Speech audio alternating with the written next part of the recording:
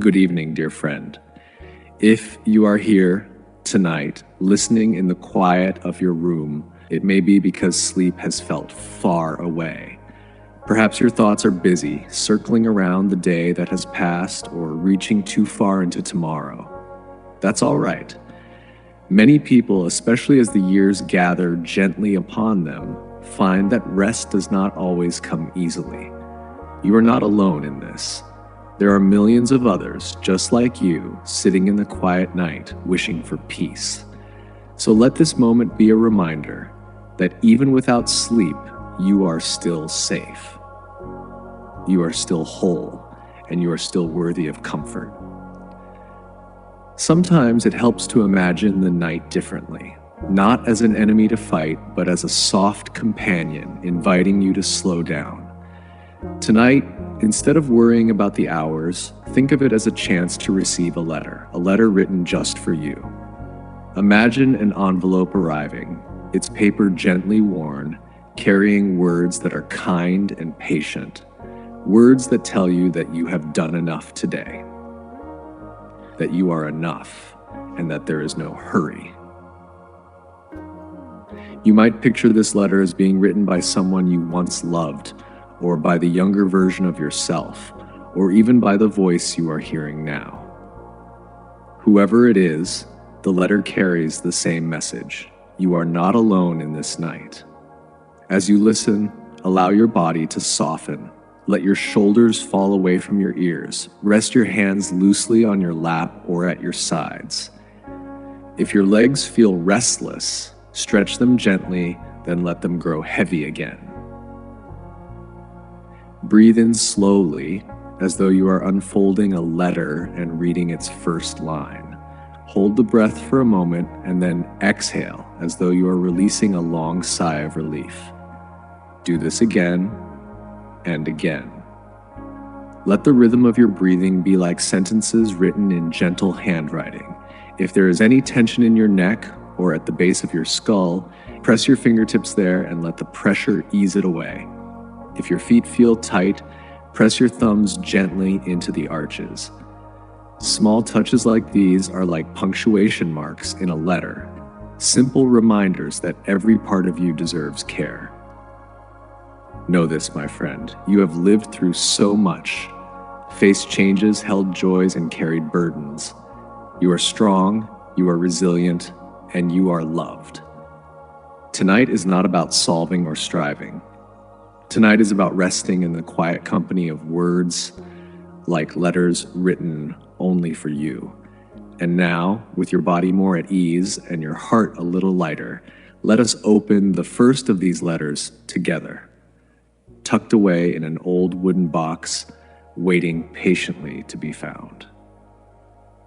The evening was quiet, with only the faint ticking of the clock on the wall. Clara moved slowly through her small home, tidying little things before settling in for the night.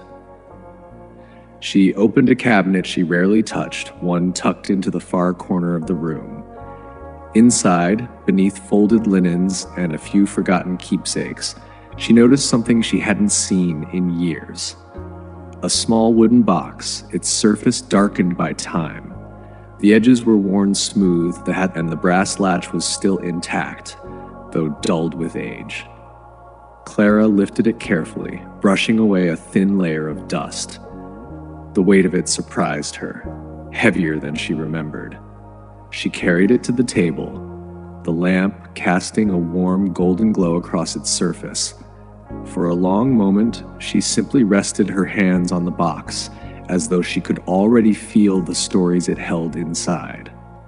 When at last she opened the latch, the faint creak of the hinge sounded almost like a whisper, and within lay a stack of envelopes, tied neatly with a faded ribbon. The paper had yellowed, edges curling slightly, but each letter was still whole, still waiting. Her heart softened as she touched the first envelope. Her name was written across it in handwriting she knew well, though it had been decades since she'd last seen it. A lump rose gently in her throat. The box was more than just a container. It was a vessel of time, holding pieces of her life that she had nearly forgotten. Each letter carried not only ink and words, but the voice of someone she had loved. She remembered the day she first began collecting these letters. Some had arrived in the mailbox on summer mornings, carried by the postman who tipped his hat at the gate. Others had been handed to her directly, folded carefully and tucked into her palm with a smile. They came from family, from friends, from people who had been part of her journey. And though she had read them once before, perhaps long ago, she had kept them, knowing somehow that they would matter again someday. Now, in the stillness of this evening, the letters felt like company, as if each envelope held a voice, waiting patiently to be heard once more. Clara untied the ribbon slowly, letting it fall away. She stacked the letters in a gentle pile, ready to begin. The first envelope was addressed in her father's steady hand. The ink had faded, but the strength of the strokes remained. Her breath caught slightly, and for a moment she closed her eyes, as though preparing herself to step back into that time. She thought about how rare letters had been, how each word carried weight, how each sentence felt like a treasure. There were no quick phone calls then, no glowing screens or instant messages. A letter was deliberate, thoughtful, written with care, and receiving one was an event, a moment to pause, to sit quietly, and to let the words wash over you. It was more than communication. It was connection. Clara held the envelope against her chest, letting the paper rest against her heart. She smiled faintly, feeling the years fall away. The quiet house around her seemed to lean in closer, as if it too wished to listen. She slid her finger beneath the flap, opening it slowly. The paper inside was fragile but still intact. And as she unfolded it, the faint scent of old ink and paper rose gently, carrying with it the echo of another time. Her eyes softened as they moved across the page. Though the night was quiet, she almost felt as though she could hear her father's voice again, steady and kind, speaking the words aloud. The room grew warmer, filled with a presence she hadn't known she missed so much. Clara sat back, letting the words flow into her heart. The first letter had begun, and with it, a journey through memory and love had opened before her.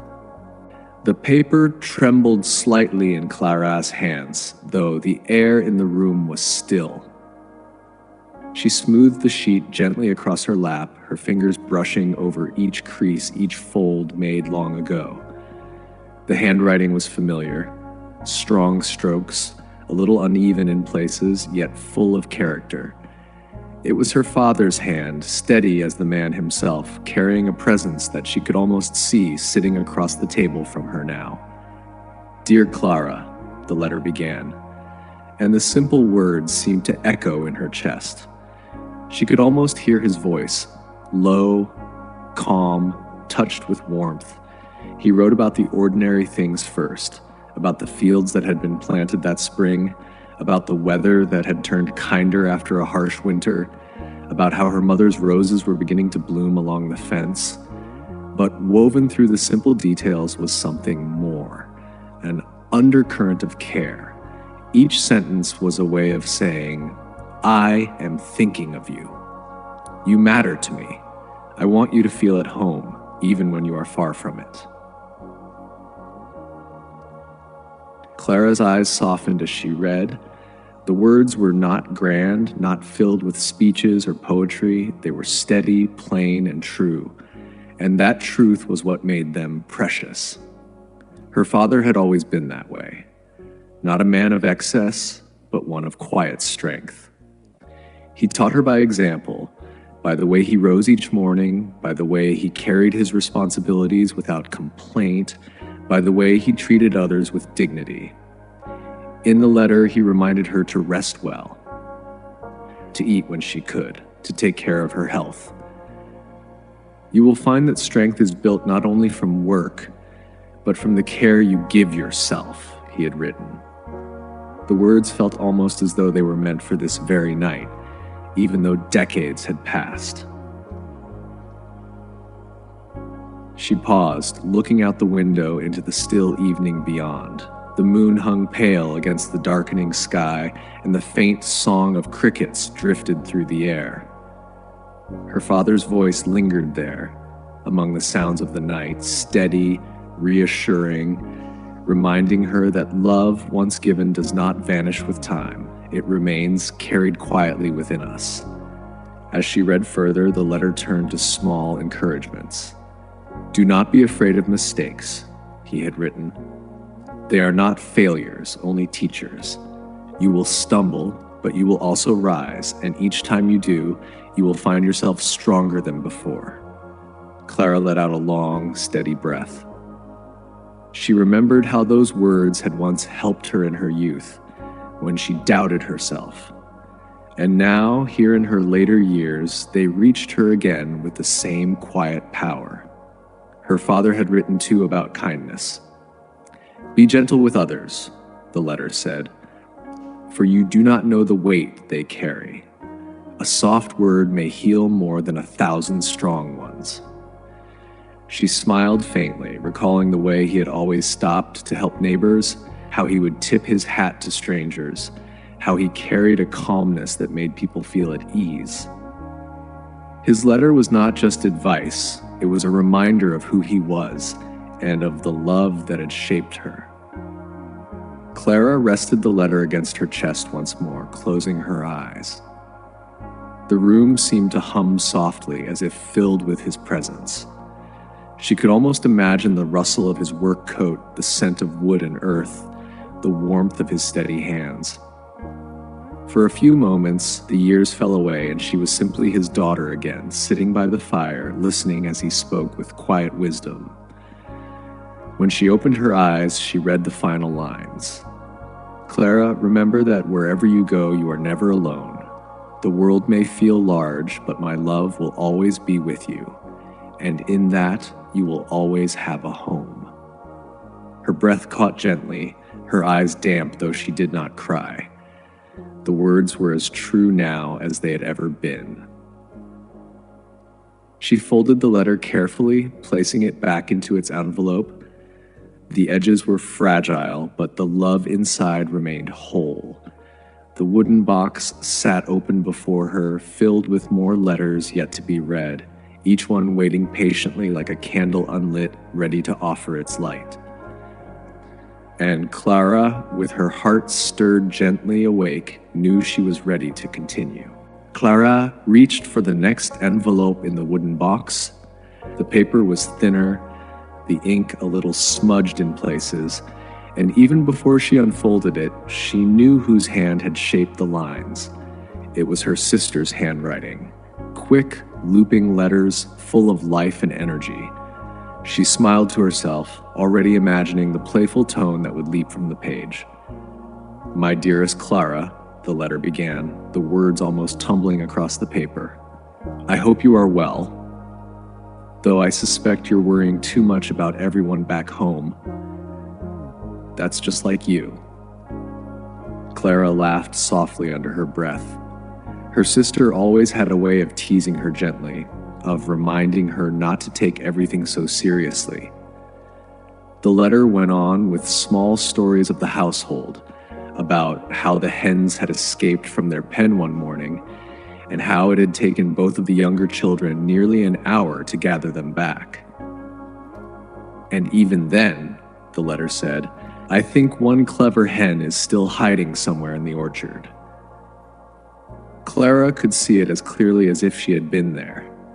The children chasing after the clucking hens, skirts flying, laughter ringing across the yard. She imagined her sister shaking her head with mock annoyance, though her words on the page carried more amusement than frustration. Her sister also wrote about the little things, how the family's cat had taken to curling up on the porch swing every evening, as if it owned the place. How the apple trees were heavy with blossoms that promised a good harvest come autumn, how the neighbor's boy had fallen into the creek again, much to everyone's exasperation and secret delight. Clara's heart softened at the familiar rhythm of life captured in those words. It was the same world she had known, filled with small troubles and small joys, and it felt close again, as though she could step outside and see it all unfolding before her eyes. Her sister's voice in the letter shifted suddenly into something tender. "I miss you, Clara," she wrote. "It feels strange not to hear your footsteps in the hallway or your laughter in the kitchen. Mama sometimes pauses at the stove, as if waiting for you to walk in. And Papa looks at the porch in the evenings as though he expects you to join him. We all feel the space you've left behind." Clara pressed her lips together gently, her eyes misting. She could almost hear her sister's voice, warm but edged with longing, yet the letter never lingered too long in sadness. Her sister quickly added, "But don't let that weigh on you. We're proud of you, Clara. You've always been the brave one, the one who carries light with her wherever she goes. I believe that light reaches us still, even when you're far away." Clara exhaled slowly, her chest rising and falling with quiet gratitude. There was a time when she doubted her choices, when she wondered if leaving home had been selfish, and yet here, in her sister's words, was a reminder that love traveled distances, that it filled the spaces between letters. The letter ended with a flourish, as though her sister had grown impatient, even in writing. "I will save the rest of my stories for another time, or else I'll never stop. Write back when you can, and tell me everything. Yes, everything. I want to know it all." Clara closed her eyes for a moment, picturing her sister at the kitchen table, pen moving quickly, strands of hair falling across her face. She imagined the small smirk her sister would give after teasing, the way her laughter filled the room like music. She folded the letter carefully, her fingers brushing across the inked words one last time. It was more than paper and ink. It was her sister's presence, her spirit carried through time, waiting in the quiet to be remembered. Clara placed the letter gently beside her father's, as if arranging a chorus of voices around her. Each letter was a piece of home, and together they formed something whole. The box still held more, each envelope a candle waiting to be lit, each one holding not just memory but life. Clara's hand lingered on the next letter, her heart both heavy and comforted at once. And as the rain outside the cabin tapped softly against the window, Clara felt again that she was not alone. She was surrounded by voices, by the laughter of a sister, the steadiness of a father, the warmth of a home that still lived within her. Clara lifted another letter from the wooden box. The paper was slightly yellowed, folded and refolded many times as if it had been treasured not just once, but again and again. Her fingers trembled a little as she smoothed it open, for she recognized the handwriting before her eyes truly saw it. It was from Samuel, her childhood friend, the boy who had run barefoot through meadows with her, who had climbed the orchard trees and stolen apples just for the laughter of it. His words now came back like a breath of summer air, carrying with them the scent of grass warmed by the sun. "Dear Clara," the letter began, written in a hand that leaned a little forward, impatient, eager. "Do you remember those summers when the days seemed to stretch forever? When we thought the sun would never set, and our only worry was whether the creek water would be too cold for swimming. I remember them as if they happened just yesterday."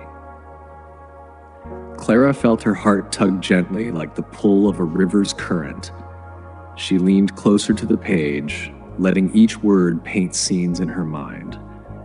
Samuel wrote of the meadow at the edge of town, where wildflowers grew taller than their knees, and grasshoppers leapt away at every step.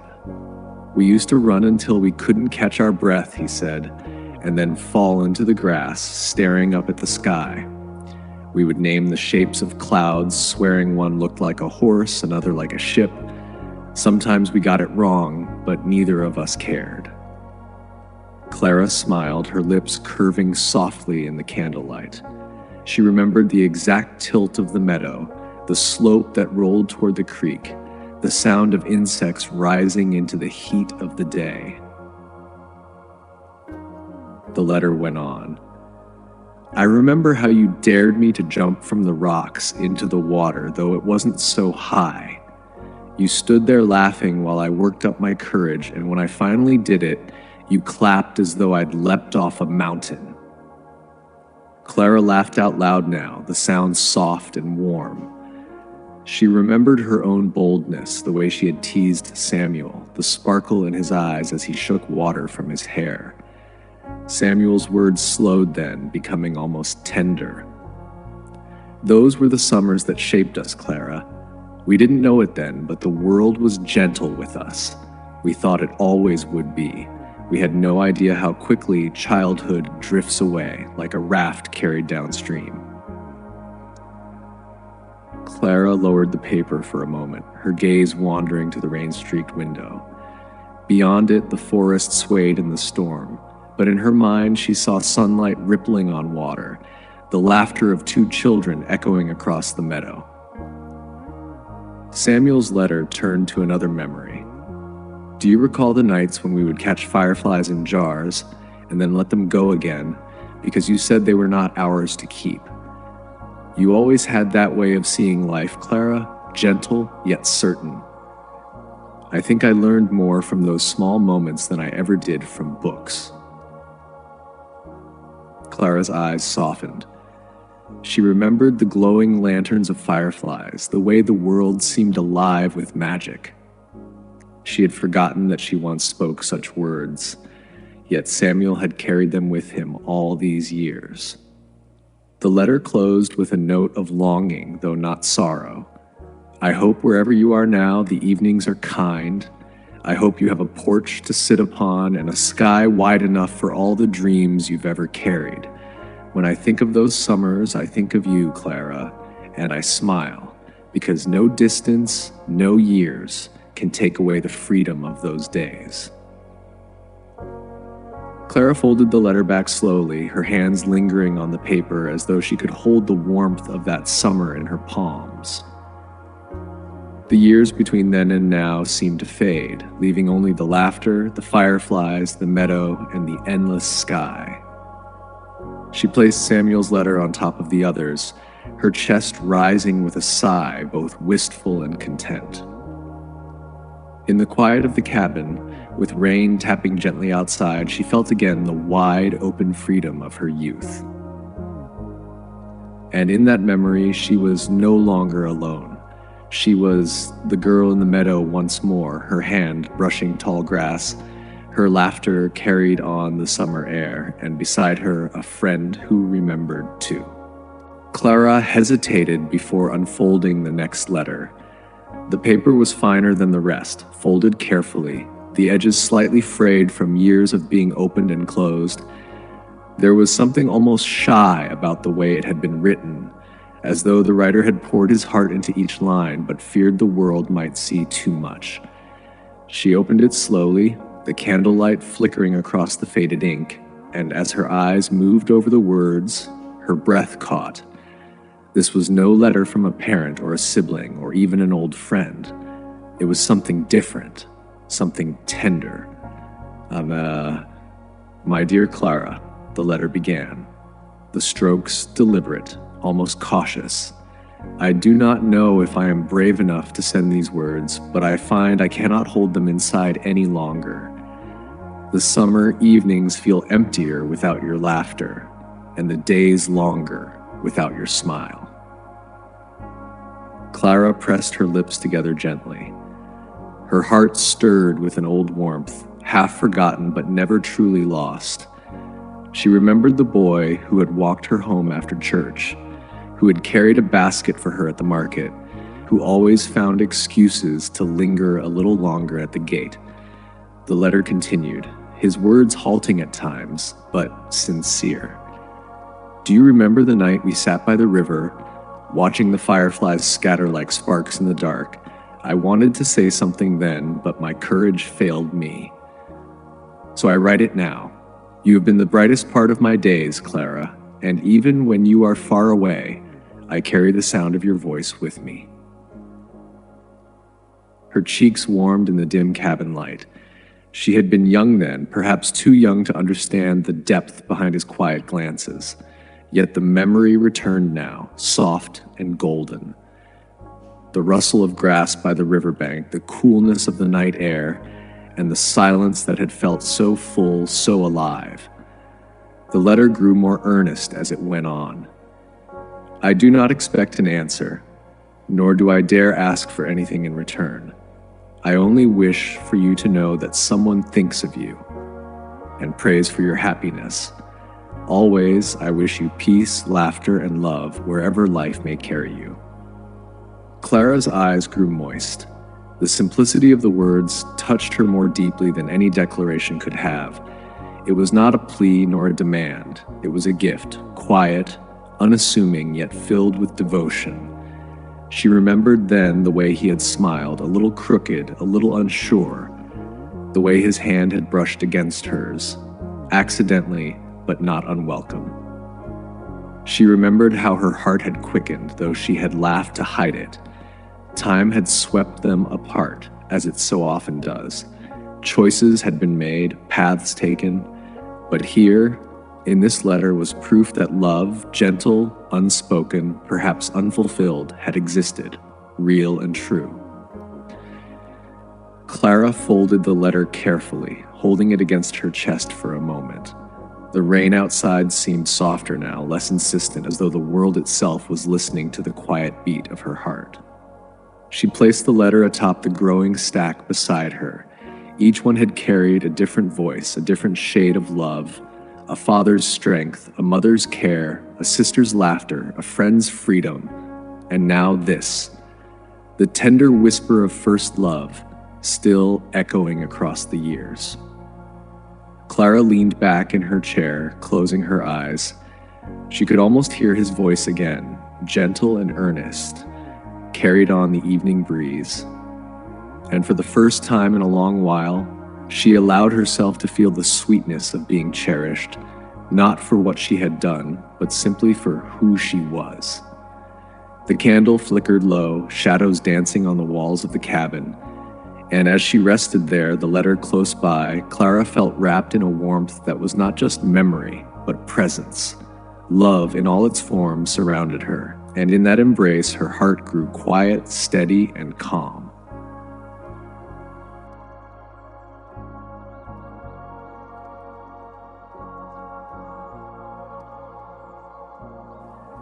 The rain outside had softened to a steady hush, a lullaby woven by the sky itself. Clara sat still for a long while, her hand resting lightly on the last letter she had read. The small wooden box lay open before her, filled with voices from the past, each page carrying laughter, longing, encouragement, and love. She let her gaze drift over the stack, the inked words now like lanterns glowing in the quiet night. A father's wisdom, a mother's tenderness, a sister's playfulness, a friend's joy, and the tremor of first love. Each had returned to her tonight not as fading memories, but as living presences. Her heart no longer felt heavy. Instead, it beat with a calm steadiness as though held in a circle of invisible arms. The loneliness that had sometimes crept into her evenings seemed far away now, replaced by the certainty that she had been loved deeply and in many ways, and that love still lingered, even here, even now. Clara reached into the box one final time, and then, with quiet reverence, she closed the lid, her hands smoothed across the wood, tracing the familiar grain. She whispered softly into the silence as though the letters themselves could hear her. Thank you for finding me again tonight. She lifted the box and held it close to her chest. The warmth of the letters seemed to seep into her, steadying her breath, loosening the weight from her shoulders. She leaned back into the old chair, its creak gentle, its embrace familiar. The candle on the table had burned low, casting only the faintest glow across the room. Her eyelids grew heavier with each passing moment. The storm outside had quieted to a rhythm almost like breathing, a slow and tender cadence. Clara let her head tilt slightly to the side, her cheek brushing against the wooden lid of the box she held. She thought of her father's porch at twilight, her mother's kitchen filled with warmth, her sister's laughter spilling across the yard.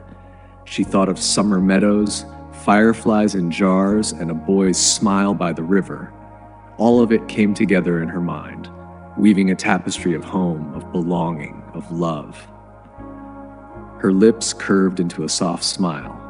She did not fight the drowsiness now. She welcomed it as one welcomes an old friend returning after a long journey. The last thing Clara remembered before sleep overtook her was the gentle sound of the rain and the faint impression of voices, familiar, kind, and dear, settling around her like a blanket. She surrendered to it fully, her breath deepening, her body at ease. And in that cabin, with a simple wooden box resting against her heart, Clara drifted peacefully into dreams, carried not by fear or loneliness, but by the love she had gathered, letter by letter, voice by voice. The storm passed in the night, but Clara's rest was steady. Her story did not end with the closing of the box, but continued in the quiet assurance that love, once written, is never lost. It waits, it lingers, and sometimes it returns, like rain tapping gently at the window, reminding us we are never truly alone.